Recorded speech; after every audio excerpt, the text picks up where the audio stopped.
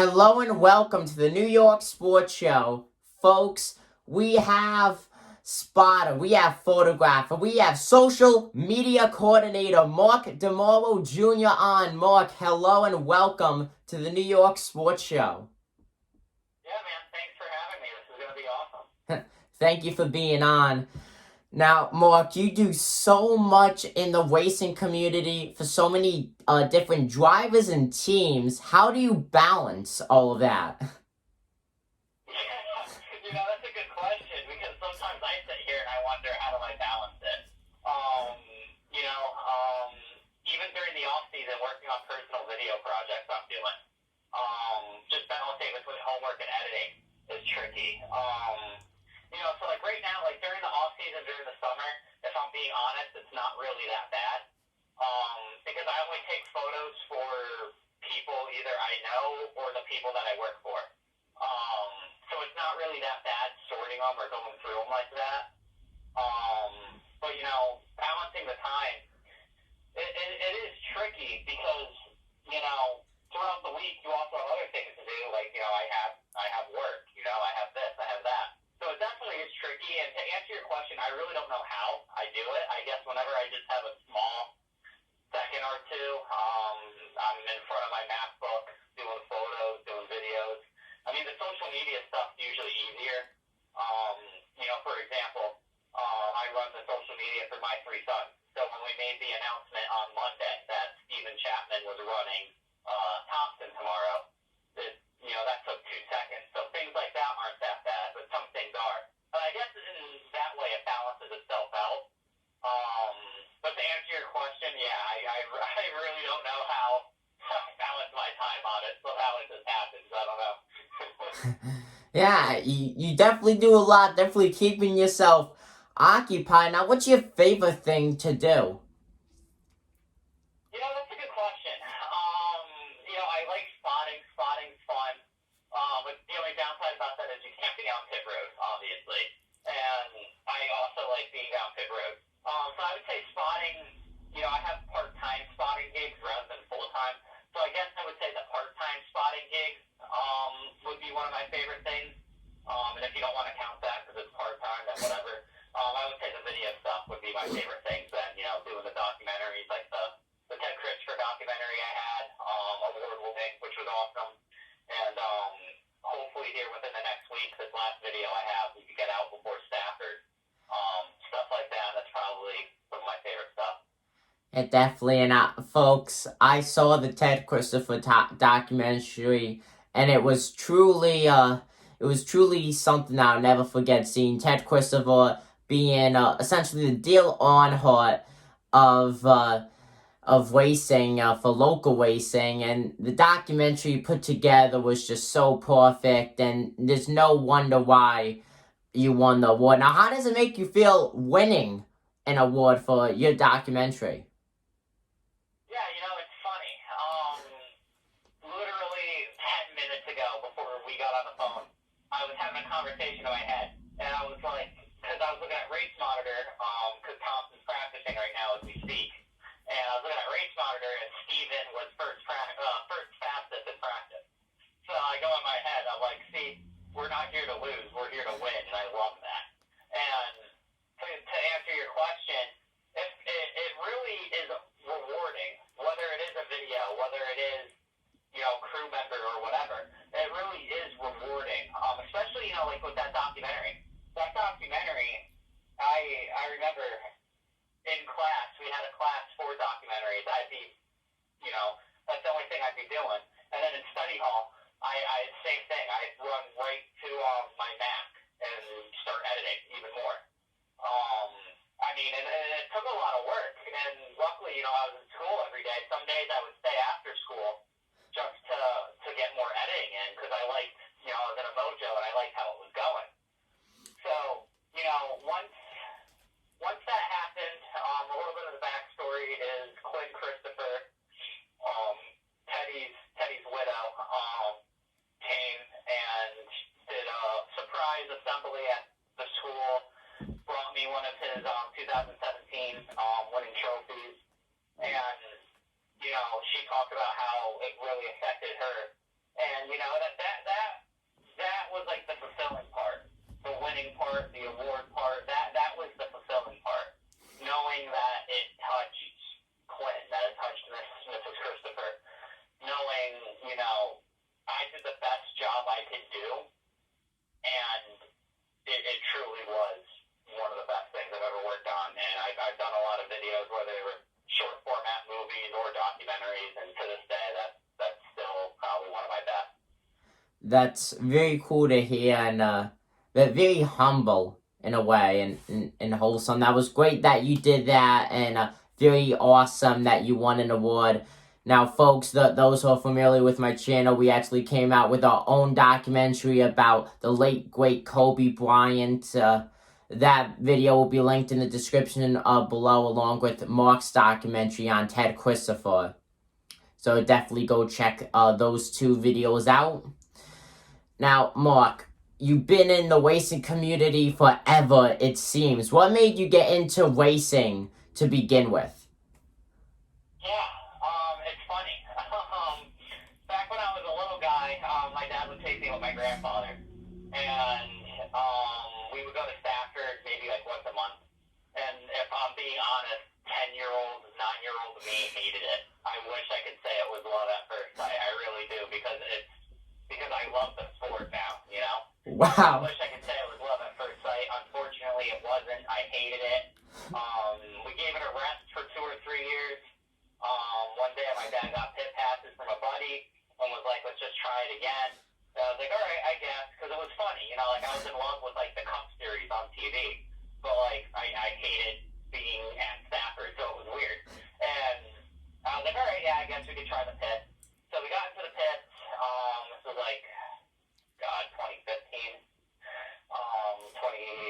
Something like that, 2015, 2016.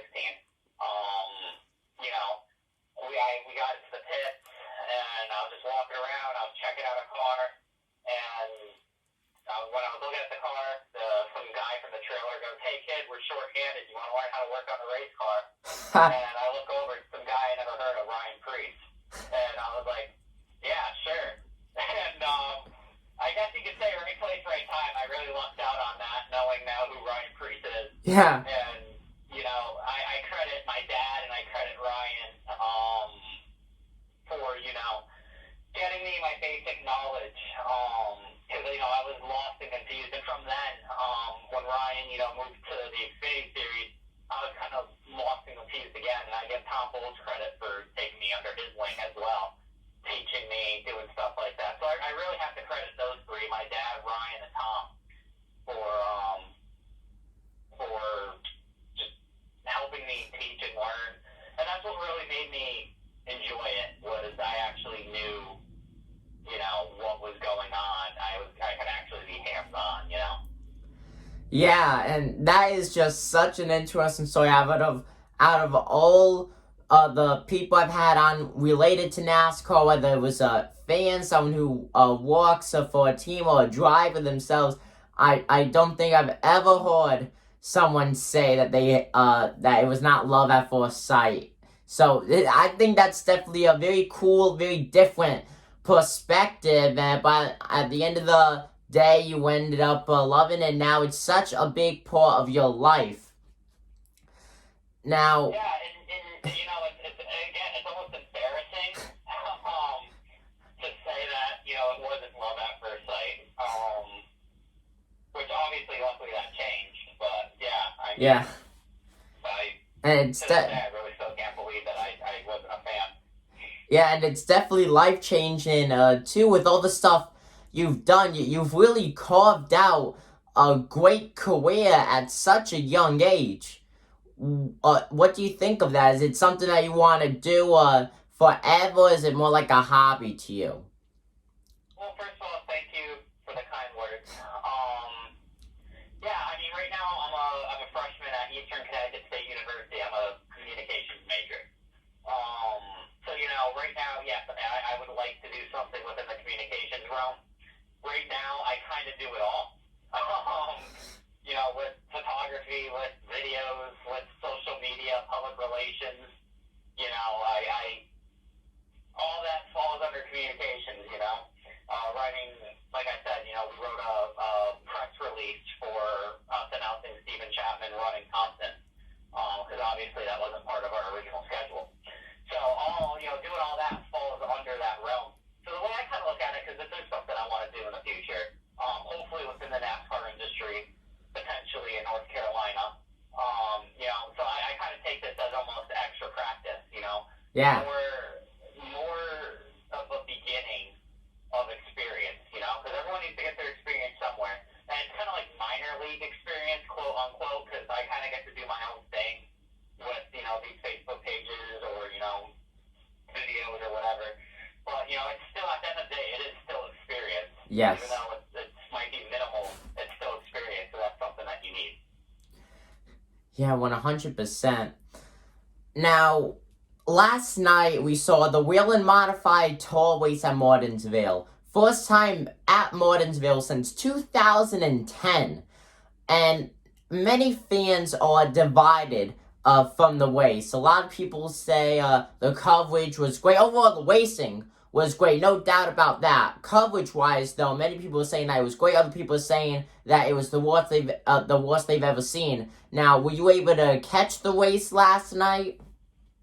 Yeah, I watched the full race. I even sat there twiddling my thumbs during the rain delay. Not the longest rain delay, but it was there, and I gotta say, good thing for that, because NBC Track Pass was not being kind to me, so I missed the first 8 laps, but after that, I was a go. But the announcing was horrible last night. Yeah. What do you think about all of that? The commentators, everyone has their own thing they're picking, and everyone must have glossed over this. I must have been the only person in the world that heard this. Was one of the commentators goes, "Isn't that awesome that Tommy Baldwin is the crew chief of the 7 car?" And, talking about that. What's that tell you? Tommy Baldwin loves modified. He's a smart guy. And I'm thinking to myself, I'm like, does this guy not know Tommy Baldwin owns Tommy Baldwin's car?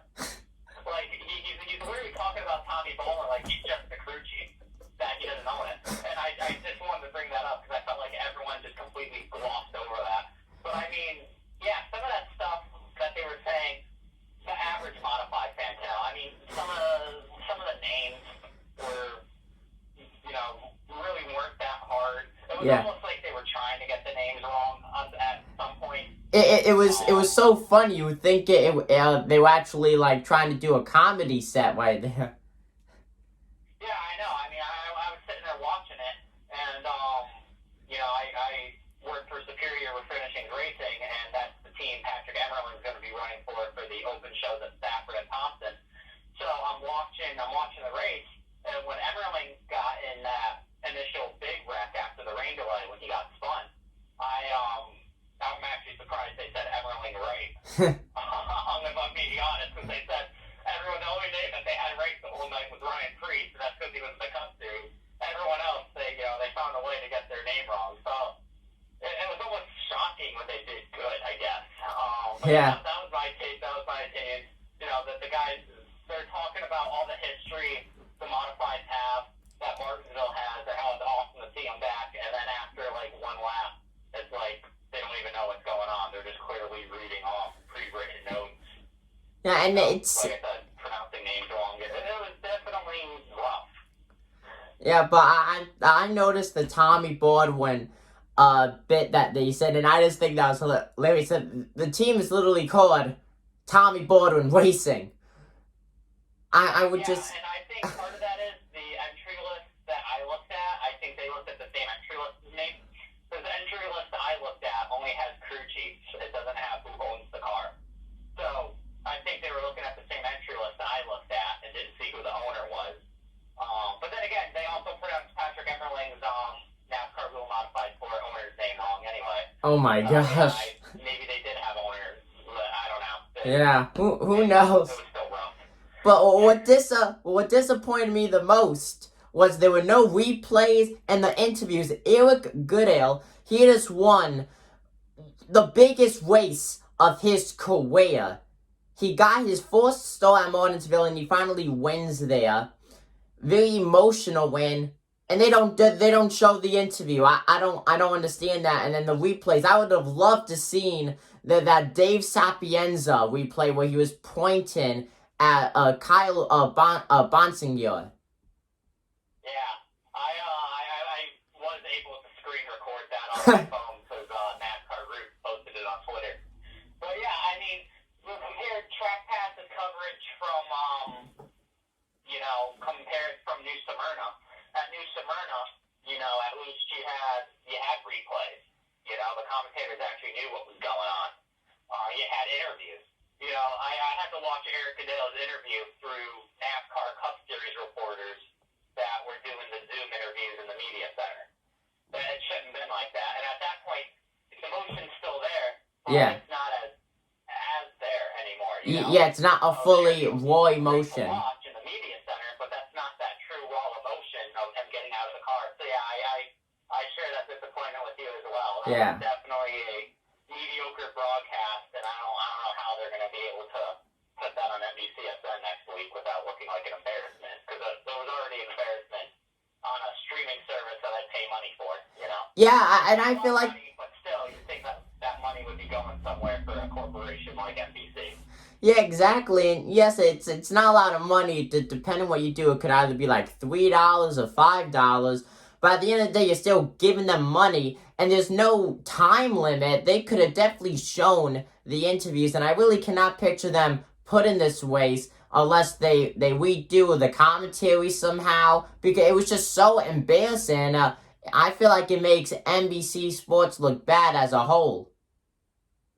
Yeah, it was, excuse me, it was definitely a rough race, rough deal in general. Yeah, I share, like I said, I saw the comments on Facebook and Twitter, and I share everyone's disappointment as well. There's just moments I was sitting there with my jaw open. Yeah. I just couldn't believe that they would assign I know one of them was the Martinsville PA announcer, but the other guy, they should have at least had like a modified guy in there, because both of them together not having the proper modified knowledge definitely made for a mediocre broadcast. Oh, 100%. Now we have the first race out of the way. Who do you think's going to win the championship? Yeah, I mean, I don't know. It's definitely going to be an interesting season, without a doubt. That race was interesting. I mean, only 10 cars finished on the lead lap. So, I mean, already you got a lot of guys already down under. It had that big wreck to the rain delay, and a lot of good guys got it. So I still feel like I haven't looked at the points yet, but I still feel like that it could be anyone's championship, Yeah, 100%. I don't want to sound biased or anything, because he drives for one of the teams I work for. But Patrick Emmerling, I mean, he won the ROC championship last year, the Race Champions Modified Championship. He always has a good run on a Mod Tour. From my understanding, he plans on running a full Mod Tour season. He has some NASCAR Xfinity Series races coming up. I have some confidence here that Patrick Emmerling could dethrone the Justin Bonsignor and Doug Colby dynasty that we have going on right now. Yeah, that would be awesome. I would love to see that. Personally, for me, I hope that John McKennedy, I hope he wins the championship in the numbers 7 New York. I'm a big Tommy Baldwin Racing fan. They got to sponsor them for the Tri-Track Modified race at Stafford when you had Michael Christopher in the car. So that was a cool experience. Got to meet Tommy Baldwin Jr. and overall great guy, great team, whether it's in the Modifieds or in the NASCAR Cup Series. Oh yeah, phenomenal guy. Tommy Baldwin, I've met him, I talked to him numerous times just with Ryan or, because of Mike Christopher Jr. Great guy. I don't have a bad thing to say about Tommy Baldwin. However, your pick might be a little biased. I can't really go for John McKennedy after that whole New Smyrna beef there. I know everyone has a side of their own story, but, I got to take Ryan's side on that, right? Yeah. So, I have to disagree with your John McKennedy pick, but yeah, Tommy Baldwin is a great guy. He really, his heart and soul is Yeah, overall, I'm a Dave Sapienza fan. I feel like Dave could get a nice top 5 finish in points with maybe a win on the season or two. But definitely, I see him getting a win. yeah, me too.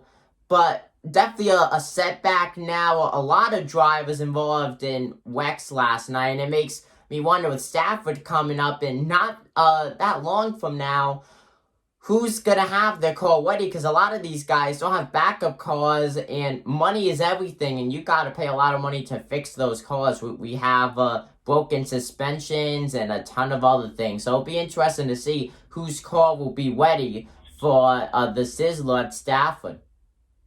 Well, yeah, I mean, just to run the mod tour, it's a bunch of money. Yeah. I've heard different figures, so I don't want to say anything. But, just to run the mod tour, it's a bunch of money already. And that's without having an incident. So now you're already lap 1, or not lap 1. Well, there was a wreck on lap 1. Yeah, there was. I think that was Walter Sutcliffe Jr. Yeah. But you have incidents initially at the start of the race. You already drove from Connecticut, New York, Massachusetts to Virginia, which is already a lot of money because of hauler fuel. So you're already in the hole before you get there. And then, you wrecked on lap 11, lap 12, Yeah. And it really is a shame. And even if you have a backup car, you got to think, is it worth potentially tearing up another car next week for the second race of the year? Yeah. You already have to, unfortunately, reevaluate your season. Every racer in the world wants to be able to race as much as they can. And I get that. But at the end of the day, it does come down to money. And if you can't find that extra money, you have to reevaluate. And I hate to see that happen, that wreck happen, because it's already race 1 of the season. And, yeah, a lot of people are already in the hole. Yeah, it definitely is sad. Hopefully no one misses Stafford because of all those wrecks. We even saw a wreck coming to the checkered flag. So, it. Yeah, which I wish we saw a replay on that. Yeah, I'd love to know what happened. Get out of his car. That's all I saw. I don't know. No one knows what happened. Yeah. I'd love to know. Did they get together? Did someone's tire go down or something? That was the biggest part about the broadcast. There were just no replays. And I'd love to... They did what they contractually had to do.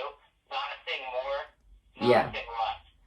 Exactly. The bare minimum of exactly what they were obligated to do with NASCAR. And so technically NASCAR can't get mad at them. True. If I were NASCAR, I would definitely, sit down with whoever's in charge of the NASCAR Roots program at NBC. Yeah. NBC, what was it, last year, 2 years ago, they were out there giving every short track a sign to put in Victory Lane, #MyTrack, My Roots. And now all of a sudden it's like, we have a NASCAR Roots, NASCAR Home Track Series, and we're just neglecting it after you ran that whole campaign a year or 2 ago? Yeah, it's unbelievable. It doesn't add up. It doesn't make sense. NASCAR needs to set their priorities straight. Just because, for example, the Whelen Series is in the top 3 series of being the Cup, Xfinity, or Truck Series does not mean that it should not get the attention it deserves or anything like that. They should treat the Whelen Series just like it does with the NASCAR Cup Series. The Whelen Series gets more fans, or when you really think about it, could fill up stadiums a lot more, and overall it just has more diehard fans. That's the oldest division in NASCAR, and it's stuck. It clearly has stuck for a reason. NASCAR should give it more attention. Yeah, and I give Jimmy Wilson, the NASCAR Wheel Modified Tour race director, a little bit of credit, because he's been really trying to change that. He's been trying to make it look like a professional series, make it look like a top 3 series, make it look like, an actual NASCAR series, an actual NASCAR sanctioned, races. And everything that Jimmy Wilson has been trying to do got completely erased last night with a broadcast like that. Yeah. The professionalism was, Stafford Speedway, I'm not trying to knock Stafford Speedway, but, they're an independent track, they're not a NASCAR track, and their broadcasts are 100 times better than that, and that's a huge compliment to Stafford, to Bonza, Paul Yes. They're putting on a caliber broadcast that's better than NASCAR and NBC. You know, and that's going to be the interesting part now when the tour comes to Stafford. It's going to be interesting to see how that broadcast is, because we're going to know the quality that Stafford could put out, and then we're going to know the quality that NASCAR could have put out, and then we're going to really see who's actually better at these broadcasts. And sitting here right now, I can tell you 100% it's going to be Stafford. Oh, 100%. I love what Stafford's been doing. It makes me wonder, though, what's going to go on with the Stafford Speedway TV once this whole COVID thing is over. Will they still be drawing the numbers they have for that, or will they end up regretting going independent, let's say 3 or 4 years down the road? That's going to be a very interesting one. Hopefully they continue to succeed, but it's really hard to say how everything is in the sport of NASCAR. When I went to Stafford, it seemed like a pretty packed house for only a tiny amount of capacity.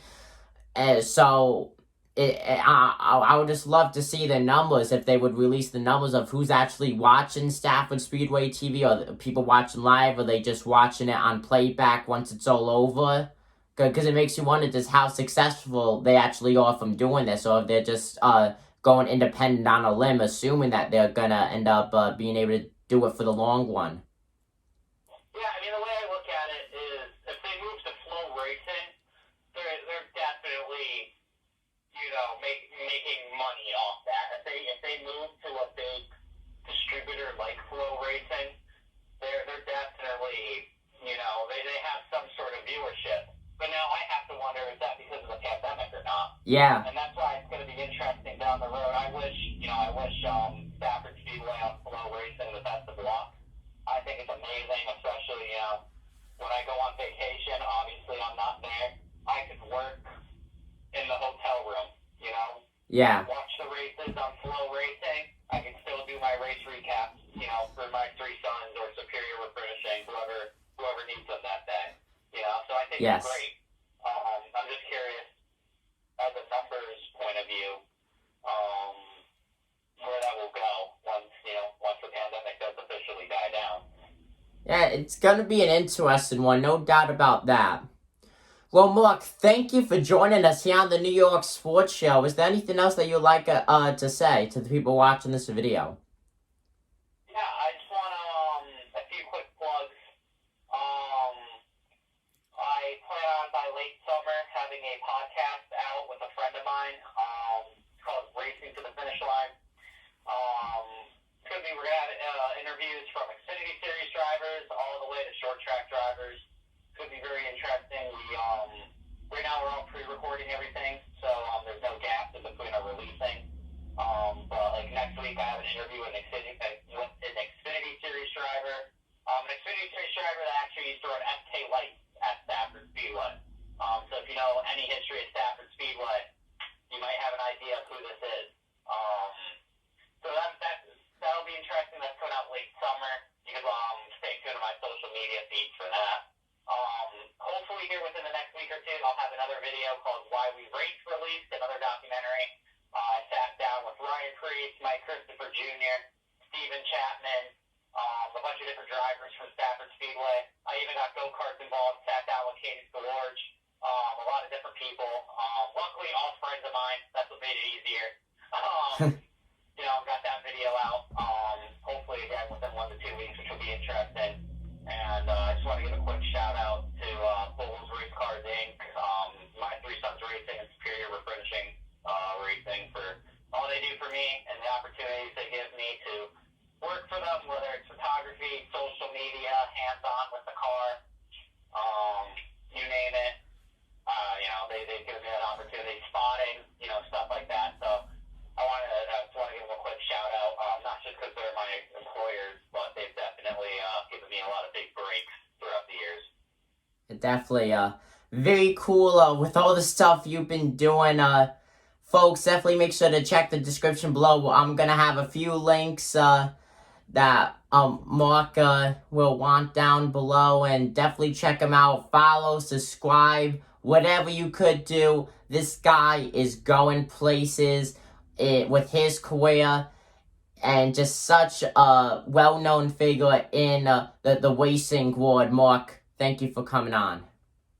Thank you for your kind words. I appreciate it, and thank